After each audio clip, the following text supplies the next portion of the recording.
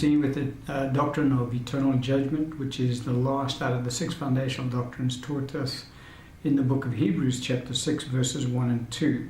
And those doctrines are repentance from dead works, faith toward God, the doctrine of baptisms, laying on of hands, the resurrection of the dead, and eternal judgment. And so with regards to the doctrine of eternal judgment, we've been dealing with various aspects thereof.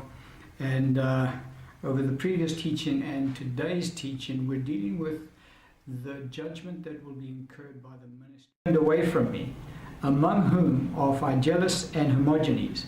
And so Paul says that every church in Asia had turned away from him by that time. Now when Paul wrote this letter, this was just before Paul was about to leave the planet and go to be with the Lord. He'd spent all of his time, his years in ministry, and he'd planted many of the churches in Asia.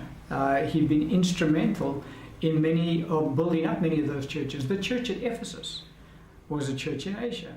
And that's the church that Paul spoke about in loss of salvation. That's talking about eternal judgment right there. And so this parable is dealing with exactly. And so we've seen, there's a few scriptures that have just reinforced this truth to us, that ministry gifts that abuse their ministries and choose to not do what God has called them to do, and some of them that have ignored their ministries entirely, run the risk of incurring eternal damnation. That's how serious the Lord takes the ministry gifts. And so, any